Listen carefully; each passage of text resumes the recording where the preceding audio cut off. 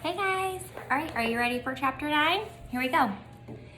Just about everything that happened to me that summer happened because of Winn-Dixie. For instance, without him, I would have never met Gloria Dump.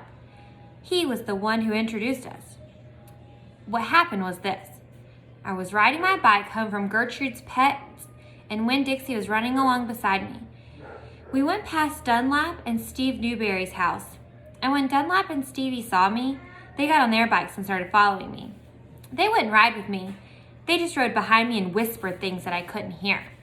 Neither one of them had any hair on his head because their mama shaved their heads every week during the summer because of the one time Dunlap got fleas in his hair from their cat Sadie.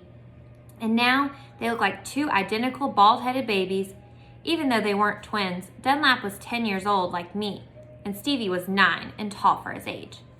"I can't hear you," I hollered back at them. "I can hear what you're saying," but I couldn't. Winn-Dixie started to race ahead of me.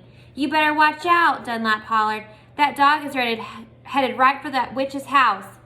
"Winn-Dixie," I called, but he kept going faster and hopped a gate and went into the most overgrown jungle of a yard that I had ever seen. "You better go get your dog out of there," Dunlap said. "The witch will eat that dog," Stevie said. Sorry, my cat is like, "Go away, robot." "Shut up," I told them. I got off my bike and went up to the gate and hollered, "Winn-Dixie, you better come on out of there." But he didn't. "She's probably eating him up right now," Stevie said. He and Dunlap were standing behind me. "She eats dogs all the time." "Get lost, you bald-headed babies," I said. "Hey," said Dunlap. "That ain't a very nice way for a preacher's daughter to talk."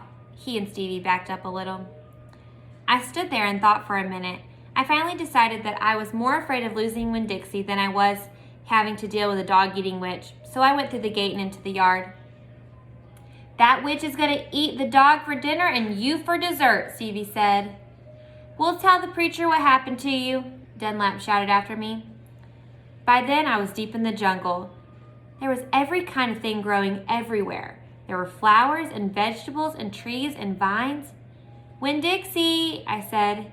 "Hee hee hee," I heard. "This dog sure likes to eat."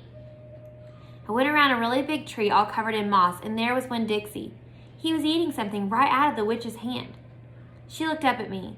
"This dog sure likes peanut butter," she said. "You can always trust a dog that likes peanut butter." She was old with crinkly brown skin. She had on a big floppy hat with flowers all over it. She didn't have any teeth, but she didn't look like a witch. She looked nice. And Winn-Dixie liked her, I could tell. "I'm sorry he got into your garden," I said. "You ain't got to be sorry," she said. "I enjoy a little company." "My name's Opal," I told her. "My name's Gloria Dump," she said. "Ain't that a terrible last name? Dump."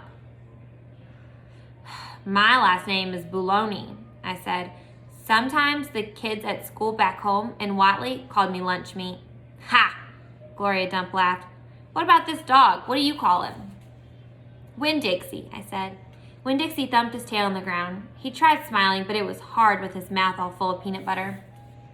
"Winn-Dixie?" Gloria Dump said. "You mean like the grocery store?" "Yes, ma'am," I said. "Woo-wee," she said. "That takes a strange name prize, don't it?" "Yes, ma'am," I said. "I was just fixin' to make myself a peanut butter sandwich," she said. "You want one too?" "All right," I said. "Yes, please." "Go on and sit down," she said, pointing at the lawn chair with the back all busted out of it. "But sit down careful." I sat down careful, and Gloria Dump made me a peanut butter sandwich on white bread.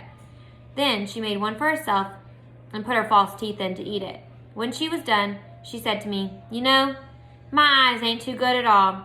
I can't see nothing but the general shape of things, so I gotta rely on my heart. So why don't you go on and tell me everything about yourself so I can see you with my heart?"